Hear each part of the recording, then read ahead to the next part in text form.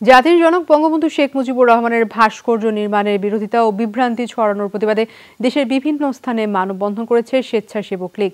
সকালে পাবনা প্রেস ক্লাবের সামনে ঘণ্টাব্যাপী কর্মসূচি পালন করে স্বেচ্ছাসেবক লীগ। বক্তাদের অভিযোগ, জাতির জনকের ভাস্কর্য নির্মাণের বিরোধিতার নামে বিএনপি, জামায়াতের মদতপুষ্ট উগ্র মৌলবাদ ও ধর্মান্ধ গোষ্ঠী জনমনে বিভ্রান্তি ছড়াচ্ছে। এ ঘটনায় জড়িতদের অবিলম্বে গ্রেফতার ও কঠোর শাস্তির দাবি জানান তারা। এদিকে বঙ্গবন্ধুর ভাস্কর্য নিয়ে কটূক্তির প্রতিবাদে মানববন্ধন হয়েছে মাগুরাতেও। সকালে প্রেস ক্লাবের সামনে কর্মসূচি পালন করেন নেতাকর্মীরা। মানববন্ধন থেকে বঙ্গবন্ধুর ভাস্কর্য নিয়ে কটূক্তিকারীদের দাঁত ভাঙা জবাব দেওয়ার হুঁশিয়ারি দেন বক্তারা।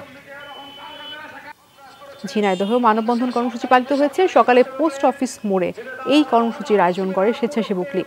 এই সময় ব্যানার, ফেস্টুন, মানববন্ধনে অংশ নেয় জেলা, উপজেলা ও পৌর শাখার নেতাকর্মীরা।